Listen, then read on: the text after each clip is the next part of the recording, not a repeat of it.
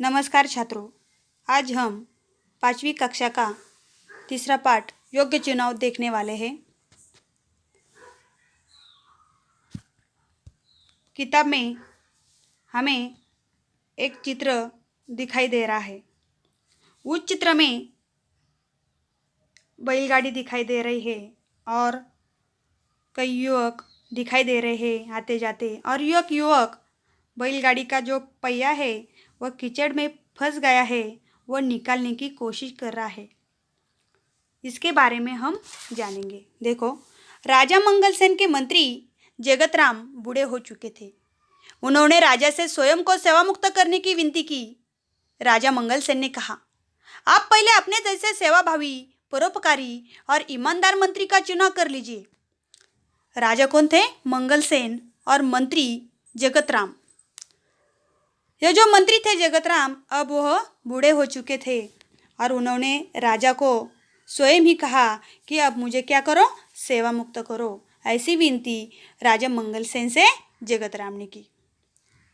लेकिन राजा मंगलसेन ने क्या कहा, पहले आप क्या कीजिए, आपने तुम्हारे जैसा ही सेवाभावी, परोपकारी और ईमानदार मंत्री का चुनाव करो, तभी हम आपको क्या करेंगे, सेवा मुक्त करेंगे। जगतराम ने आदेश दिया, राज्य में ढिंढोरा पिटवा दो कि राज्य के नए मंत्री का चयन अगले गुरुवार को किया जाएगा। तभी राजा की यह बात सुनकर मंत्री जगतराम ने आदेश दिया कि हर राज्य में ढिंढोरा पीटो कि अगले गुरुवार नए मंत्री का क्या किया जाएगा, चयन किया जाएगा। इसी पद के इच्छुक 11 बजे दरबार में पूछे।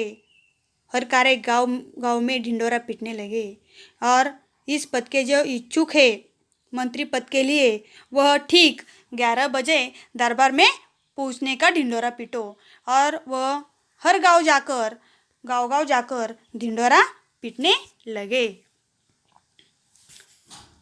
चयन वाले दिन दरबार की ओर जाने वाले मार्ग सुबह से ही 9 युवकों की भीड़ लग गई थी। और चयन वाला दिन है, उस दिन जो नए मंत्री का चुनाव करना था, उसी दिन अनेक जो इच्छुक थे मंत्री पद के लिए, वह राज दरबार की ओर सुबह ही जाने लगे। और इस मार्ग पर बहुत से नवयुवक जा रहे थे। सैकड़ों की संख्या में युवक दरबार की ओर जा रहे थे। सैकड़ों युवक इस पद के लिए इच्छुक थे और वह दरबार की ओर जा रहे थे। इसी रास्ते पर एक तरफ वृद्ध हताश सा बैठा था।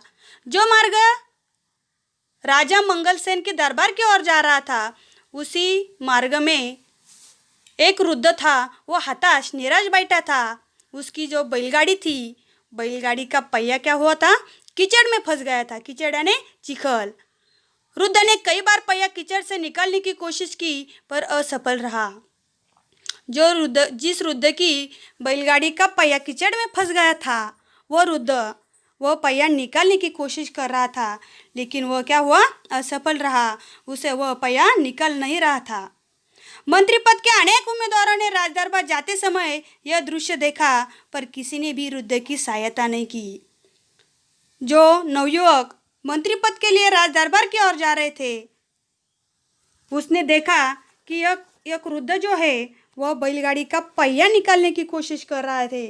सब देख रहे थे, लेकिन किसी भी नवयुवक ने उस वृद्ध की पहिया निकालने की कोशिश नहीं की।